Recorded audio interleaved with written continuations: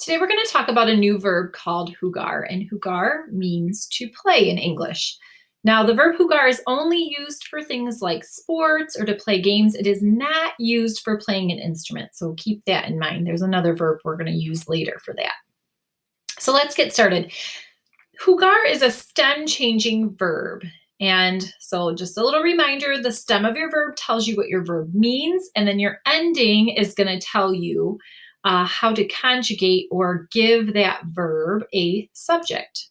So the stem of the word, jug, tells us to play, and the AR is what's going to tell us our subject.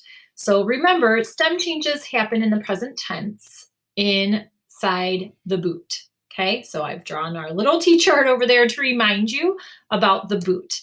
So our U in our stem is going to change to a UE inside that boot, and then outside the boot, where it's going to get the boot, and we're not going to have any kind of a stem change.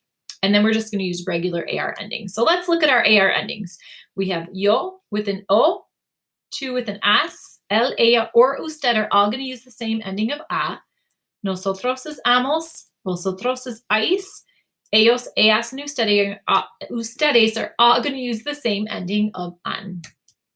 So let's take our verb jugar. We're going to change that stem, and we're going to have juego, juegas, juega, jugamos, jugáis, and juegan. Okay, so inside the boot, you're going to notice that is where our stem change is taking place. So let's do a couple of practices. If yo is my subject, I'm going to say yo juego al voleibol. I play volleyball. Just a reminder that after the verb jugar, if you're going to say what it is you're playing, whether it's a sport or a game or a board game, video games, okay, if you're going to say what you're going to play, you're going to put that little a after it. It's not something that we do in English, so it doesn't really translate. There's no real meaning behind it. It's just a little rule that you need to remember. So el voleibol is the word for volleyball.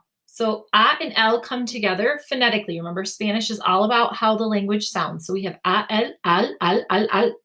It contracts to become al. Kind of like can and not become cannot, can't. All right, let's try another one. Tú is our subject. We're going to say tú juegas al tenis. You'll notice I left the tu off the beginning of the sentence because the as at the end of our verb is going to tell us that tú is the subject. So ella juega al fútbol. She plays soccer. He is él. So él juega al béisbol. Nosotras jugamos al baloncesto. Another way to say basketball. Ellos juegan al fútbol americano. They play football. So now I'm going to give you a couple of practice sentences just for you to kind of try it out. If you want to pause the video as you go and then come back and check your answers, you can.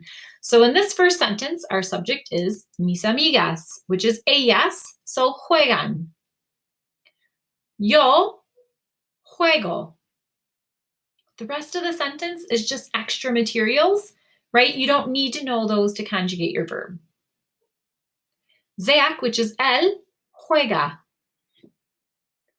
Now, whenever you see yo, make sure you look around and see if you have somebody with you. In this case, you have your family. So mi familia y yo jugamos. And our last one, you're talking to Analicia, but you're talking to her, so you're saying you. So you're going to have tú juegas. Make sure you reach out if you have questions or need any extra assistance, help, or practice.